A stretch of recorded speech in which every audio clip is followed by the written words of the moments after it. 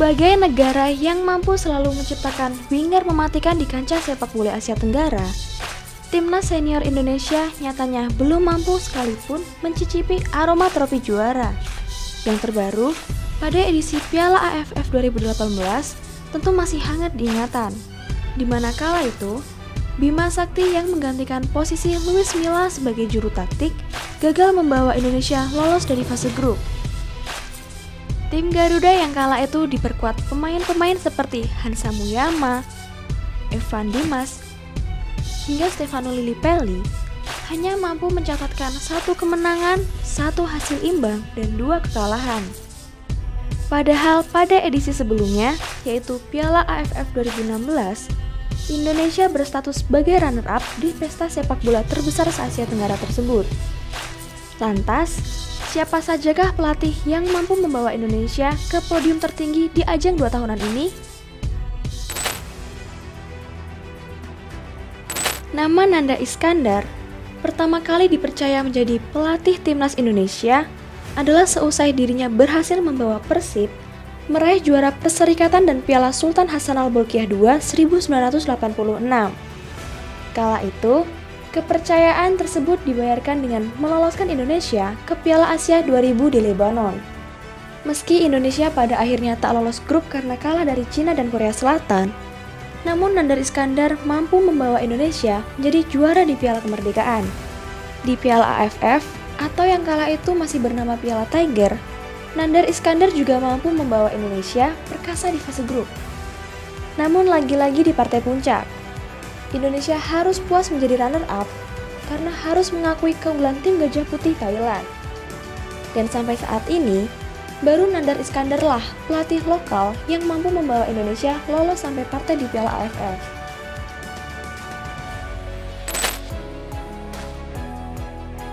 Tak ingin mengulangi kegagalan di partai puncak Piala Tiger sebelumnya, pada tahun 2002, timnas Indonesia mencoba peruntungan dengan menarik pelatih asal Bulgaria, Ivan Kolev. Pelatih kelahiran 14 Juli 1957 ini dipercaya menjadi juru taktik setelah mampu membawa Persija menjadi runner-up di Liga Indonesia tahun 2000. Beliau pun secara cermat dan teliti mulai mengumpulkan pemain-pemain terbaik seperti Hendro Kartiko, Eli Eiboy, Budi Sudarsono, hingga Bambang Pamungkas. Racikannya pun terbukti manjur di Piala AFF 2002 dengan torehan 19 gol dan hanya 5 kali kebobolan. Namun lagi-lagi, Dewi Fortuna yang tak berpihak kepada tim Indonesia membuat anak asuhan Ivan Kolev ini kalah adu penalti oleh tim Thailand di partai puncak.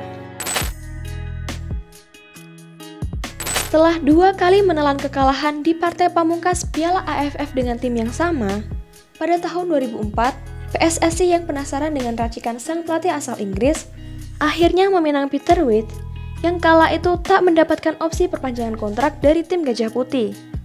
Mantan striker The Three Lions ini pun akhirnya mampu menciptakan tim tangguh yang dia peroleh dari sistem belusukan ke pelosok negeri. Salah satu pemain fenomenal penemuan Witte adalah si bocah ajaib Boa Salosa. Kala itu, kombinasi Boa Salosa dan Ilham Jayakusuma mampu membuat Indonesia kokoh di puncak klasemen grup A Piala AFF 2004. Namun, lagi dan lagi, di partai puncak, tim Merah Putih dipermalukan Legion Naturalisasi Singapura yang berformat home and away. Meski kekalahan tersebut menyakitkan, namun PSSI yang masih percaya dengan sentuhan tangan dingin Witte tetap mempekerjakannya untuk tim Merah Putih yang diproyeksikan di ajang Piala Asia 2007. Sayangnya, kegagalan lolos dari fase grup Piala AFF 2007 membuat Witte harus angkat kaki dan dipecat pada Januari 2007. Dari nama-nama pelatih asing yang menukangi tim Garuda, nama Alfred Riedel menjadi pelatih yang paling sering menahkodai tim Indonesia. Dirinya juga tercatat sebagai pelatih yang mampu membawa Indonesia tampil 2 kali di partai tertinggi Piala AFF. Diperkenalkan oleh PSSI pada 4 Mei 2010, Riedel mampu mengkombinasi pemain asli dalam negeri dengan pemain naturalisasi. Kala itu muncul pemain-pemain baru seperti Kurnia Mega, Firman Utina, Irfan Bahdim, hingga Christian Gonzalez. Permainan yang cepat dengan finishing yang akurat membuat Indonesia menjadi juara grup setelah berhasil selalu menang di fase grup. Sayangnya, di partai final, skuad Alfred Riedel ini gagal mengangkat trofi juara setelah kalah agregat 2-4 dari tim Malaysia. 4 tahun berselang, tepatnya pada Piala AFF 2016, Alfred Riedel yang kembali dipercaya mengasuh tim Garuda kembali mampu mengantarkan Indonesia sampai partai final. Meski akhirnya, Indonesia harus mengakui keunggulan tim Gajah Putih yang berhasil unggul agregat 3-2 atas Indonesia. Di sini ada momen menarik, di mana dilansir dari situs kompas.com, Alfred Riedel sampai rela meninggalkan istrinya yang harus operasi demi mendampingi Indonesia melawan Vietnam pada semifinal Piala AFF yang berlangsung 8 November 2016. Meski tak pernah meraih gelar juara, namun Alfred Riedel menjadi sosok yang sangat dihormati pemain dan para staf PSSI. Dirinya benar-benar menunjukkan sebuah etos kerja dan profesionalisme untuk tim sepak bola Indonesia. Sampai akhirnya, beliau tutup usia pada 8 September 2020 di usianya yang ke-70 tahun. Setelah era Alfred Riedel, Indonesia kembali melakukan sebuah perubahan besar dengan memanggil pelatih asal Spanyol Luis Milla yang resmi bergabung pada 21 Januari 2017. Mantan gelandang Barcelona dan Real Madrid yang diproyeksikan untuk Asian Games 2018 pun berhasil melakukan perannya dengan sangat baik. Milla berhasil membawa tim Indonesia lolos fase grup sebelum akhirnya kalah di babak 16 besar oleh Uni Emirat Arab.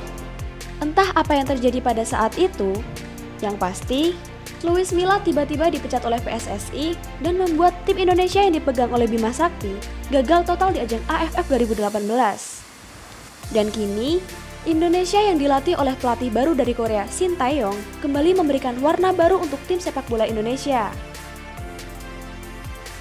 Bahkan, pemain-pemain kesayangan Luis Milla seperti Hansa Muyama, Febri Haryadi, Rezaldi Hehanussa, hingga Stefano Lillipelli tak diikut-sertakan di skuad Piala AFF Shin Tae-yong. Dirinya lebih mempercayakan pemain-pemain yang lebih muda guna untuk generasi Indonesia yang lebih baik di tahun-tahun berikutnya. Lantas, kira-kira mampukah Shin Tae-yong memberikan hasil terbaik dari pelatih asing Indonesia sebelumnya? Komen di bawah ya guys.